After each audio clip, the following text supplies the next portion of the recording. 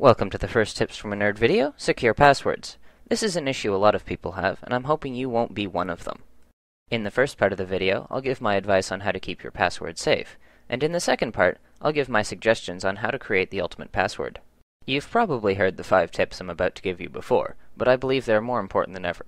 Bear with me and I'll get through them as quickly as I can. Use different passwords for different places. If someone does figure out the password on one of your accounts, you don't want them to then have access to the rest of your accounts as well. Imagine losing all your money because you had the same password for your online bank account as for your email account. Doing this also makes it much harder for you to become a victim of identity theft.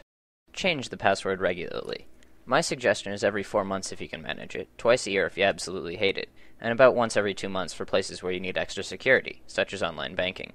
When setting up a new account, if it gives you a default password, change it immediately. Don't have an obvious password. Using something like 123456 or password is just plain stupid. If you use something that someone could guess, your password is useless. You should have a combination of upper and lowercase letters, numbers, and symbols. Some passwords can't have symbols in them, or aren't case sensitive, but you should still be able to create a secure password.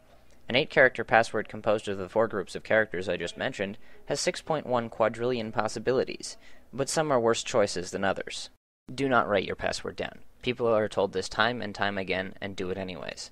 If you have the most complex password ever created, written on a sticky note hidden somewhere, it's useless. If it's in a file on your computer, it's possible for someone else to find it from another account on the computer. Similarly, never tell anyone your password for any reason. If you need to give someone access to your account, type the password in yourself. Most importantly of all, keep your computer safe. Getting a keylogger or virus on your computer will give people access to all your passwords, no matter how hard to guess they are. Have a firewall, antivirus, and anti-spyware program running at all times. Browse the internet safely. Don't download anything from sites you don't trust. Don't open email attachments you aren't expecting, even from people you know. I won't go into detail as there's too much to cover here, but resources are freely available all over the internet, and there are free security programs such as McAfee or AVG. That concludes this part of the video. More information can be found in the info section for this video, and it's well worth checking out.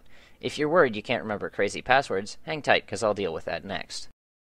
My method for creating passwords is pretty straightforward. You create a base password, which is what you need to memorize, and then add something to it to make it different everywhere you go. There's a bit more to it than just that though, so I'll run you through it step by step. First of all, you need the base for the password. My suggestion is a minimum of 6 characters and a maximum of around 10. There are 2 ways to create this, and it's your choice which you use. The first method is to create a random sequence of characters. If you decide to go this route, I've provided a link to my personal webpage in the info section of the video, and you can download a random password generator from there. However, if you don't trust the site, don't download it. Remember, add upper and lowercase letters, numbers, and symbols if you're allowed. The second method is more suited to people who weren't born with superhuman memory. You take some name or object and some numbers and mix them together in a way you can remember, but won't be obvious. For example, suppose you picked olives as your object, and the release date of your favorite movie, which happens to be, say, March 31st, 1999 for some reason. First, remember what I said about upper and lowercase letters in dictionary words. Let's capitalize every third letter and reverse the word, getting the one below. Now, stick in the numbers between each letter. Here's the end result. Alright, so it's a bit longer than 10 characters, but you shouldn't be using that one anyways, as I've shown it here. The method works for any bunch of numbers and any name. Okay, so you've got a big garbled looking string of characters. Great. But remember I said to use different passwords for different things. You should add something to your base password for each account you have. Make sure this will be different in different places. For example, you might decide to take the second and third letter of the site you're using the password for. If you were making a YouTube account, your addition would be OU.